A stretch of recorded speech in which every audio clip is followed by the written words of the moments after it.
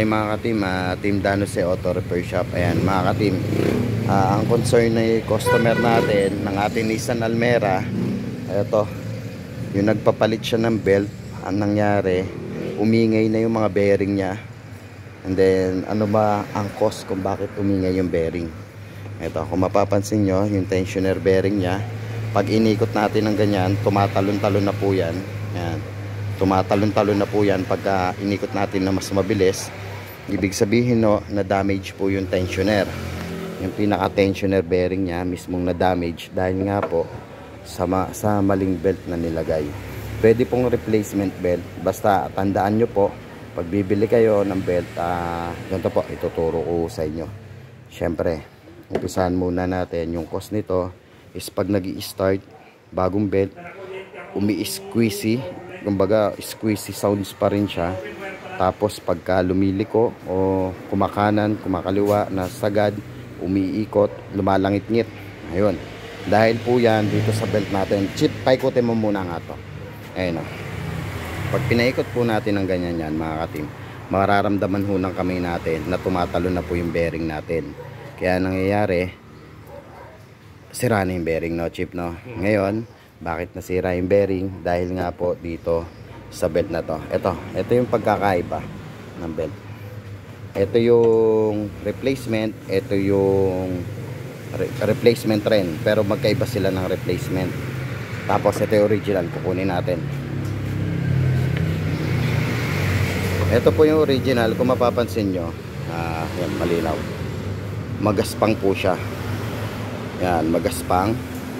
Dahil yung magandang replacement natin is magaspang rin po siya. Ang replacement natin na maganda is yung brand na yan, Bando 7PK 1125. Ito po yung magandang belt na kinakabit natin na replacement. Pwede ring original kung meron kayong pang original. Ngayon, ito yung nabili ni sir na belt.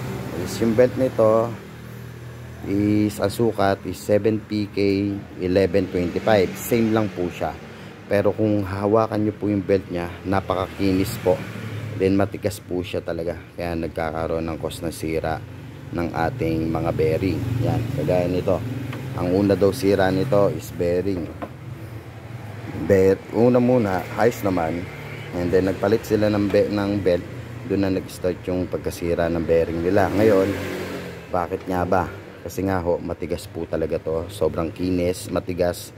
Kaya nangyayari, napipwersa po yung bearing natin. Halimbawa to, 2019 model. Bihirang-bihira po na masira ng tensioner bearing pagka mga 2019 model. Kasi ilang taon pa lang po yan. Ngayon, bakit po nasisira? Dahil nga po sa maling nilalagay na pyesa. Kagaya itong belt na to. Ang bili ni sir dito almost 1,000, pero ang nangyayari, ito yung nagkakaroon ng problema. Ito yung matigas, kaya nasisira yung belt, squeezy sounds, kahit na matagal lang maandar, pagpatay, start, ganun pa rin po. Yan, tapos minsan may time na sobrang ingay talaga. Kaya kung bibili ko kayo ng brand na replacement, ang re-recommend namin is itong Bando. Maganda po yung replacement. Yan. Tapos itong original naman, kasi ito gamit na po. Kaya naman nagpapalit si sir nito. Kasi nga ho, kung mapapansin nyo, biyak na po siya. Ayan. Biyak na po siya. Bakit ko marirecommend si Bando kung wala kayong budget sa original? Kasi yung mismo pong Nissan Almera ko, ito po yung unit ko, is Bando rin yung gamit ko. Never po nagkaroon ng problema sa bearing and then sa belt. Ayan po. Kaya maging mapanuri po kayo mga ka-team ha, sa bibili nyong pyesa.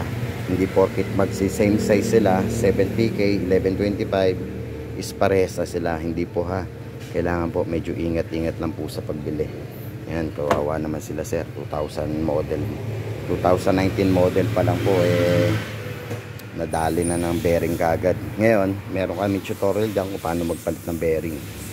Ngayon, ang papalitan natin dahil malang assembly, kaya ang gagawin natin, papalitan lang natin ng bearing. Yan, nasa isang video namin yan mga ka-team kung paano magpalit.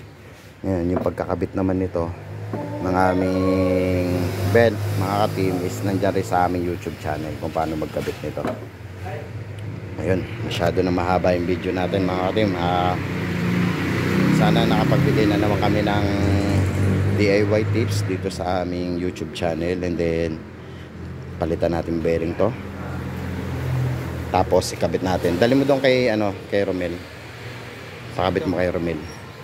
Ayan mga ka-team. Okay mga ka-team, maraming salamat sa patuloy niyo pagsuporta sa Team Danos Auto Repair Shop. Ayan po, mag-like and subscribe lang po kayo sa amin para marami kayong matutunan sa aming YouTube channel. And then salamat po sa lahat ng nanonood at sumusuporta.